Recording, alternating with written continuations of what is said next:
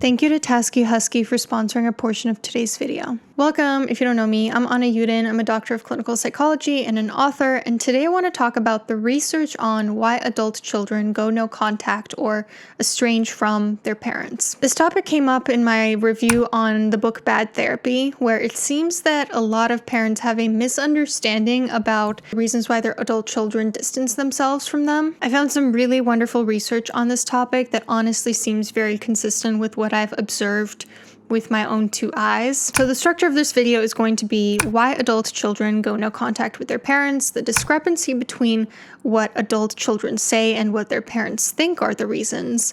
Estrangement is a process, not a one-time event, the effects of going no contact, and based on this research, what the typical adult child might want their estranged parent to know. And just to clarify some vocabulary before we get into it, a lot of the research talks about estrangement. It's the clinical term, that's what used to be the term back in the day. A lot of people today use no contact instead, but they're essentially synonymous. So you can have physical estrangement where you're fully no contact with a person, where you don't speak to them, you don't see them, or you can have something called emotional estrangement when limited emotional closeness, lack of intimacy and trust, kind of like what people these days call low contact or gray rocking. So let's get right into it.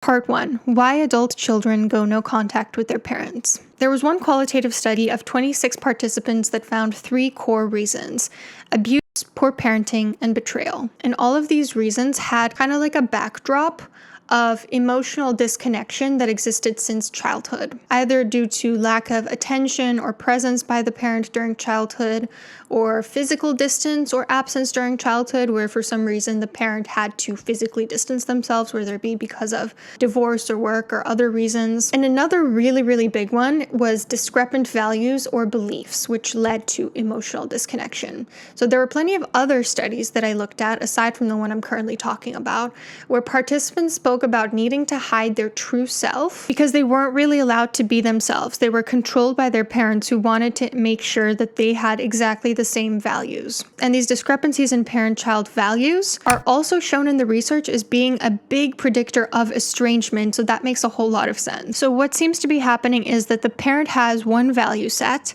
a child has another value set. The parent doesn't accept the child's diverging in terms of values. The child feels unaccepted. The child hides more and more of themselves.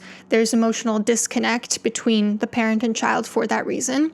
And as an adult, because of other reasons as well, the child ultimately decides, I want to go no contact. You can see how discrepant values is a huge issue, especially when it leads to emotional disconnect. But let's get to those 3 reasons that participants cited, starting with abuse. This was cited by the majority of people that distance themselves from their parents. Physical, emotional. When we talk about emotional abuse, we're talking about things like name calling, belittling, manipulative mind games, bullying, triangulation. Or another one that was common in a few different studies was not being protected from abuse by a third party. So when people complain that, oh my God, kids these days, they just cut their parents off willy-nilly, we have to remember that there is a huge chunk of people that do abuse their children. And at some point, those kids are going to grow up. And a lot of them are going to decide, I've had enough. It's not that kids are deciding to cut their parents off willy-nilly. The majority of kids that cut their parents off do so because they cite experiencing abuse. The second most common reason was poor parenting. And it gets kind of fuzzy where poor parenting ends and abuse starts. So some of the things that were listed under poor parenting included authoritarian parenting style. Parents who are very controlling and don't let their kid be who they want to be, don't let them have autonomy. Being highly demanding and critical. Shaming, scapegoating, favoritism with other siblings. Having their affection and attention be conditional on obedience. Parentification, when a parent expects the kid to take on a parental role either emotionally or physically. Manipulation, dishonesty. I mean, as you can see, these are often components of emotional abuse as well. So it's really hard to gauge, like obviously no parent is perfect, but at some point when parenting does reach a certain threshold of imperfection, it gets very close to how emotional abuse looks. And the third reason that was cited was betrayal, either small acts of rejection that added up over time, long-held secrets by the parent, significant acts of sabotage against the adult child, or triangulation. So again, all of the three reasons that were cited were the adult child felt essentially like their parent was hurting them in a very big way. In a different study that analyzed 898 parents and adult children, similar themes emerged: abuse, failure to protect a child from abuse, conflict, sibling favoritism, deception and manipulation, divorce or alienation, substance abuse, entitlement, toxicity, which means hurtfulness, anger, cruelty, chronic disrespect. I should mention that the study looked at both children who went no contact as well as parents that went no contact, but we'll discern between the two in just a moment. So adult children's main reasons for cutting off their parents were toxicity, which again means things like hurt, disrespect, cruelty from the parent, feeling unsupported or unaccepted, and abuse. And remember that a lot of feeling unaccepted comes down to divergent values with a parent. If you feel like you ultimately cannot be accepted for who you are, for what you value by your parent, that's bound to drive a wedge between you. Interestingly, adult children were more likely than parents to blame the personality or the character of the person they were estranged from. So in essence, adult children were more likely to say things like, oh, my parent's a narcissist, whereas parents, even if they were the ones to initiate the no contact, weren't as likely to do that. And I think this makes a lot of sense. It's quite unnatural for a parent to think that there's something wrong with their child as a global characteristic, because even parents that have, let's say, a pathological personality structure, let's say narcissists, for instance, they see their kids as an extension of them. So they're not going to be very motivated to see their kid as being all bad in this way. Instead, parents were more likely to perceive a third party driving a wedge between them and their child, which for the most part was not cited as a reason for why adult children distance themselves. It was sometimes a reason, but I told you the main reasons were by and large feeling mistreated by their parent. Interestingly, when parents were asked to reflect on why their kids might have felt unsupported or unloved by them, in the author's words,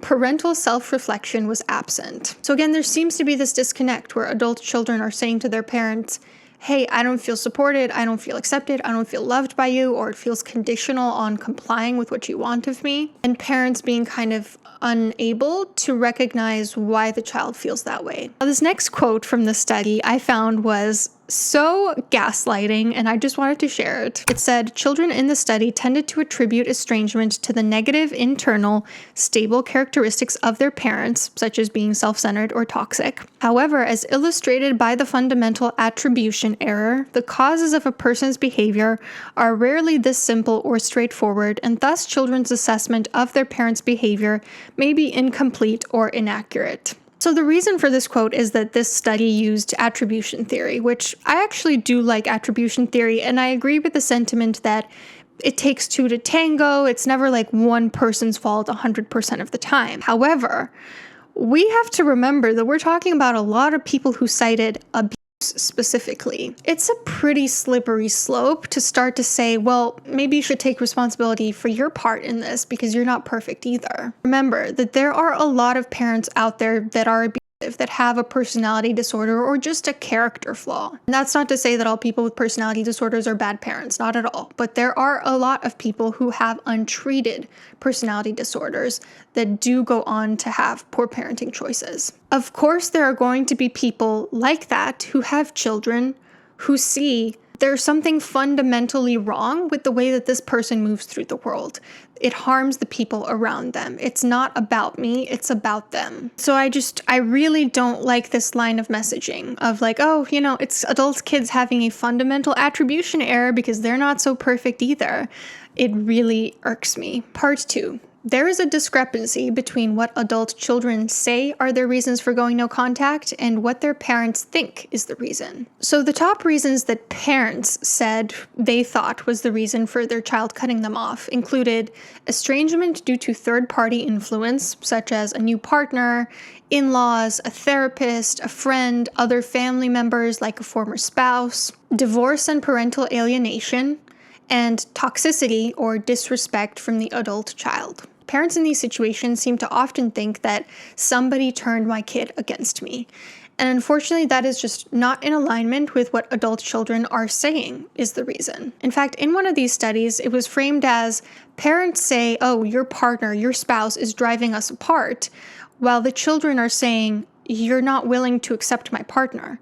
There's a disconnect there where one person feels threatened by another third party in the relationship or in the family system.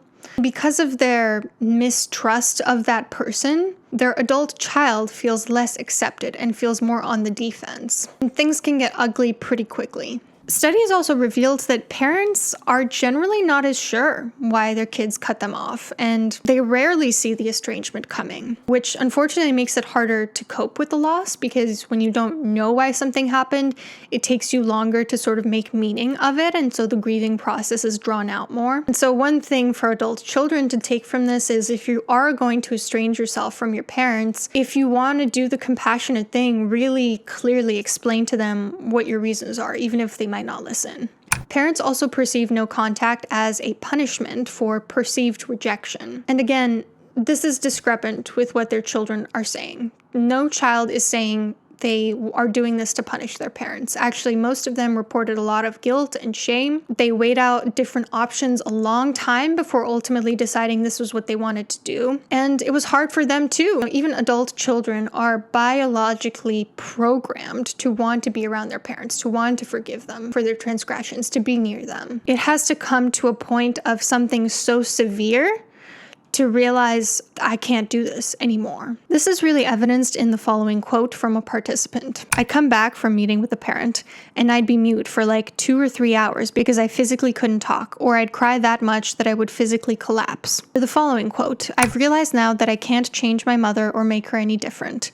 I'm sad that I don't have the loyalty, the mom-daughter relationship that I want, but I've accepted it and I'm making a new family tradition for my kids. And the authors of these studies talked about how estrangement was never considered an easy option. It was just the only way to a healthy, happy life. Like one participant said, I didn't break off all contact to hurt her. I did it to protect myself and to become a person. There's this misconception that parents who are in this position have, that their children just can't forgive them for what they did in their childhood or don't have empathy for them. The research actually shows that adult children have considerable willingness to forgive their parents if their parents take responsibility and make corrective action. And they often demonstrated empathy for the parent in the study itself, volunteering information about why, I understand why my parent did this. I understand the circumstances that led them to making these mistakes as my parent. Again, children are biologically programmed to forgive their parents, to come back to them. When they decide to cut contact, it is in most cases, of course I'm sure with some exceptions, because things have been intolerable for a very long time and they see no other option for relief. Parents also seem to be unaware of the fact that estrangement is a process, not a one-time event. They don't seem to understand that this has been a long time coming, a long time back and forth with their child. They might perceive, the last straw as being the entire reason for the estrangement, when in reality, as we'll get to in a moment, adult children go through a very long and arduous process of finally realizing, I cannot take this anymore, and sometimes it is the final straw, the feather that broke the camel's back, but that's just the last, little tip of the iceberg. That's not really what caused it. One study asked the question, are adult children not communicating the hurt, or are parents just unwilling to hear what their children are communicating? I can tell you from what I've observed that the parents of children who have decided to go no contact often have a very specific personality structure that makes them kind of incapable of hearing and tolerating feedback. The parent feels too guilty and ashamed when their child comes to them and says, hey, you caused me harm in this and that way. So they react with defensive, harmful reactions like projection and denial. They're playing psychological hot potato. They say, nope, I'm not taking this, throwing it back at you. Their psyche is not strong enough for them to take responsibility for their actions. They cannot handle the pain of the guilt and the shame. And I would also propose a third option, that maybe a lot of these kids have tried communicating with their parents, and at some point maybe they've stopped trying to, because they've realized every time I do it, I get the emotional hot potato and nothing ever gets better. So why would you keep doing something that doesn't work? So it might seem to the parent like, oh my God, I have no idea why my child doesn't want anything to do with me. They haven't told me anything that I've done wrong. But it could be that their child actually has been trying to set boundaries for decades, and they learned that it doesn't work. So why bother? At some point, they're going to stop and just need to take a step back. And something else that I've noticed about parents that do this, sometimes they'll ask themselves, oh my God, why does my child want to distance themselves from me? But they never take it a step further to actually reflect, what could it be that I'm doing? Often it's just done with this energy of, please reassure me that I didn't actually do anything wrong. It's not actually being said from this energy of, please, I want to learn what I did wrong so that I can rectify it. Part 3, estrangement is a process, not an event. A really common theme that popped up in this research is that there are cycles of estrangement and reunification over time. So an adult child might put up some sort of boundaries or distance themselves from a parent because they need relief for mistreatment. But at some point they might start missing the parent, or they might start regretting what they've done, or just wondering if it's the right choice. And also on top of that, they might have pressure from other people, like other family members, to reunify with the parent. And so they reunify, and maybe they're a little bit guarded, they're a little cautious, and those interactions don't go so well. And over time, more and more of these pile up to the point where it's this growing feeling that nothing will ever change. Almost like this acceptance that, like, hey, I can't change another person. I can't control what they choose to do in this relationship. And at some point, the child realizes, I'm unable to do anything else to improve the situation. It's a long-term process of basically experimenting with different approaches and trying to figure out, like, what is the best option for everyone involved? What's the least painful for me? What's the least painful for everybody else? And trying to find that delicate balance. So again, it might seem to parents like it's triggered by a minor incident, but often it's just the feather that broke the camel's back after cycle and cycle and cycle of distance, reunify, distance, reunify. There's often not one attributable factor that caused going no contact. The catalyst was either an internal reaction or an external last straw. As this quote says, it was unusual for estrangement to occur after one incident of perceived abuse, conflict, or betrayal.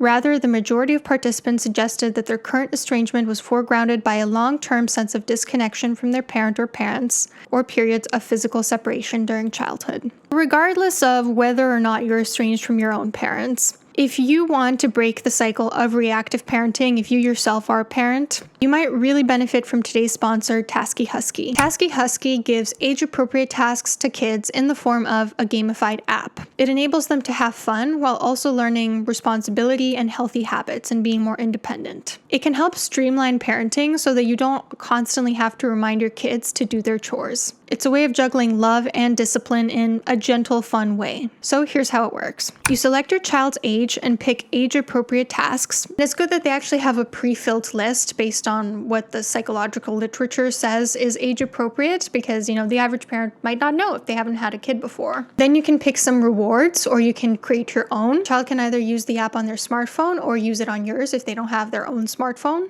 And what they do is they go into the task tab and they check off what they've done. They gain points for doing them. On your end, you can approve these. There's even a rules section where you yourself get to pick the rules of the game. Why I think this app could be really beneficial for parents and kids alike. It utilizes the power of positive reinforcement. So your kid gets to develop self-efficacy by doing things that make them feel good about themselves and make them feel independent. As you know, I always emphasize the importance of developing self-efficacy on my channel. You can also select reinforcement that can help them feel like they can exert control on their environment. So for instance, if they've been begging you to go to this one concert, if you use that as the reward, then the child gets to feel like when I'm responsible for the things in my life, I get to do something that I really want. And you can also select rewards or reinforcement that deepen the parent-child connection, like doing something together. It follows the ABC sequence of antecedent, behavior, and consequence. And gamification can be really helpful for just helping kids keep engaged in these routines because, they have short attention spans and they need something exciting to do these tasks. It also has an engaging design. It's very vibrant and kid-friendly, and you can customize it to your family's needs and routines. So if you want to check out TaskieHusky, click the link below for 50% off. Thank you again to TaskieHusky. Let's talk about the effects of going no contact with a parent. The literature talks about a combination of both positive and negative psychological outcomes. There's stress, trauma, lack of support, isolation, missing the family, vulnerability, but also there's a lot of resourcefulness because once reunification is no longer an option for the child, they really try to focus on the health of themselves, their nuclear family, their well-being, their growth. They report feeling liberated, feeling like they can be themselves for the very first time, like they've broken the cycle and are protecting their own children. They cite relief, having space to heal. One study said that overall it enhanced the psychological well-being of the women in the study. It even improved other relationships of theirs by enhancing authenticity and honesty. But on the other hand, there were sometimes difficulties with other relatives. Like I said, those third parties that were kind of pushing for reunification with the parent. There was a lot of intolerance, disapproval, sometimes even secondary estrangement because of it. And also there were just ongoing difficulties from one's upbringing related to trust, emotional connecting, dealing with triggers. It was often a very intense process where the first 1 to 2 weeks to 1 to 2 years were characterized by a lot of stress, anxiety, distress, and even fear of retaliation. Often, after that period had passed, people were able to experience reduced stress and improved well-being and come to a place of acceptance. So it's kind of like harder once you're in the thick of it, and then once it kind of dies down, you end up better. But some people weren't ever able to come to that place of acceptance, and some people remained ambivalent or retained some sort of hope that the parent might change or continue to grieve the parent that they never had. This I thought was interesting. In the context of loss and grief, it was often not about I miss the parent that I did have, but rather I miss the parent that I didn't have, the parent that they could have been. It was grief about the parent that they never had. And like I said, some people were able to overcome these feelings. Some were not. Triggers were particularly special occasions like holidays, birthdays, and for some people it just remained a constant negotiation of whether to maintain no contact, maintain those boundaries, or to try to reunify or to try to, negotiate with their parent. This was a process that required considerable energy, and like I said, some people were firm about maintaining no contact and others were not as firm. So obviously I have no idea the person that I'm talking to through the screen. I don't know your specific circumstances. But based on this research, if I were to form what the average adult estranged child might want their parent to know based on the common themes in the literature, it would be this. This was likely not an easy decision for them to make. It's not one that they took lightly. It's not just someone suggested your parent sucks and they decided to distance themselves. This was likely an ongoing process that was negotiated back and forth before ultimately they came to this decision. Probably they felt like they had kind of done all they could to heal the relationship, and ultimately they accepted that they can't change their parent. And it wasn't just a matter of past mistakes. While yes, there might have been mistakes during childhood, particularly disconnection or abuse or poor parenting, that kind of laid the groundwork for the estrangement. Present mistreatment and ongoing conflicts and betrayals were likely what accumulated up to a tipping point that finally resulted in the last straw. And the aftermath of this decision probably hurt them as well as you. They're probably not coming out of this unscathed. Ultimately, though, they decided that this is best for their well-being for some reason. I know it's a really heavy topic, but I thought this research was absolutely wonderful. So let me know what your thoughts were on it, and don't forget to check out TaskieHusky.